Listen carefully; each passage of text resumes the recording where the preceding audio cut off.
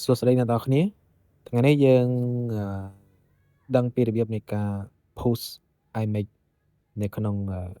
Docker របស់យើងហើយយើង push ទៅលើ Docker Hub នៅក្នុង repository ហើយឥឡូវនេះយើងមាន repository image version 10.06 អញ្ចឹងយើងចង់ push image មួយទៀតដែលយើងបាន build រួចហើយនៅក្នុង Docker local របស់យើងចង់ push វាទៅ Docker Hub អូខេអញ្ចឹងសម្រាប់ការ build image អ្នកនរគ្នាអាចចូលទៅមើលវីដេអូរបស់ខ្ញុំដែលខ្ញុំបានបង្ហាញរបៀបនៃការ build អូខេអញ្ចឹងយើងចាប់ផ្ដើមទៅ push អូខេអញ្ចឹងមុននឹង push យើងត្រូវ take image របស់យើងទៅលើ username នៅក្នុង Docker Hub របស់យើងសិនអូខេអញ្ចឹងយើងត្រូវ take ពី original image របស់យើងទៅusername នៅលើ Docker Hub របស់យើងអូខេបន្ទាប់ពីយើង take ហើយយើងចូលទៅមើល image ម្ដងទៀតមកយើងឃើញថាការ take របស់យើងគឺបានដាក់ទៅលើ username របស់យើងហើយបន្ទាប់មកយើង login ទៅលើ Docker Hub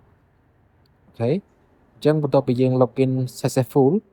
គឺយើងអាច push image នឹងទៅលើ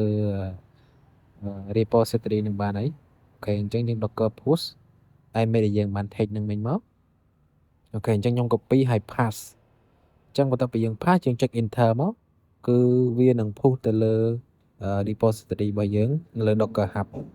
អូខេអញ្ចឹងយើងរងចាំតិចមកអាស្រ័យទៅលើ internet អ្នកនរគ្នាបើសិនជាអ្នកនរគ្នាដើរលឿនគឺវានឹងដើរលឿនតាមនឹងឯងអូខេអញ្ចឹងបន្ទាប់ពីយើង push complete យើងចូលទៅលើ Docker Hub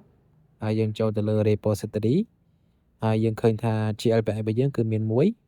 ហើយសម្រាប់ username គឺ /GLPI មកបន្ទាប់មកយើងចូលទៅលើ GLPI ហ្នឹងមកគឺយើងនឹងឃើញមានមួយ version ទៀតអូខេយើងឃើញមាន version 11.08 គឺបាន push ទៅលើ repository មួយហ្នឹងហើយអូខេអញ្ចឹងសម្រាប់ការ push នេះគឺយើង publish ដើម្បីឲ្យអ្នកនរគ្នាអាច download image ហ្នឹងយកមកប្រើអាច pull យកមកប្រើនៅលើ local computer ឬក៏ server អ្នកនរគ្នាបានអូខេអញ្ចឹងយើងអាចចូលទៅលើ Docker នៅក្នុង computer ខ្ញុំគឺខ្ញុំមានជា Docker មួយហើយយើងចូលទៅលើ Docker ហ្នឹងហើយយើងអាចទៅ search username របស់ខ្ញុំដែលខ្ញុំបាន build បង្កើតហ្នឹងយើង search ទៅលើ GLPI ទៅយើងនឹងឃើញពាក្យថា GLPI ហ្នឹងហើយមាន tag របស់វាគឺ version 10.06 និង version 11.08 អូខេអញ្ចឹងយើងឃើញហើយនេះគឺជា username ហើយនឹង GLPI ហើយនេះគឺជា tag អញ្ចឹងអ្នកនរគ្នាអាច run លើនឹងក៏បានអ្នកនរគ្នាអាច pull លើនឹងក៏បានដែរអូខេអញ្ចឹងគឺវាមានសារៈសំខាន់សម្រាប់អ្នកនរគ្នាបើសិនអ្នកនរគ្នាត្រូវការ image ដែលមានស្រាប់ហើយចង់ pull យកមកប្រើអ្នកនរគ្នាអាច pull ចេញពី repository របស់ខ្ញុំបានដែលខ្ញុំបាន publish អូខេអញ្ចឹងឧទាហរណ៍នៅលើ local ខ្ញុំ remove image នឹងចោលមួយបន្ទាប់មកខ្ញុំនឹង pull មកវិញអូខេឧទាហរណ៍ថាយើងអត់មាន image នៅក្នុង local computer របស់យើងទេអញ្ចឹងយើងចង់ pull វាយកមកប្រើអូខេអញ្ចឹងខ្ញុំ remove វាសិនមកបន្ទាប់មកខ្ញុំ pull វាមកវិញអូខេអញ្ចឹងខ្ញុំ Docker pull មកហើយ enter ទៅគឺ image ហ្នឹងគឺវានឹង download ចេញពី Docker Hub repository របស់ខ្ញុំហើយ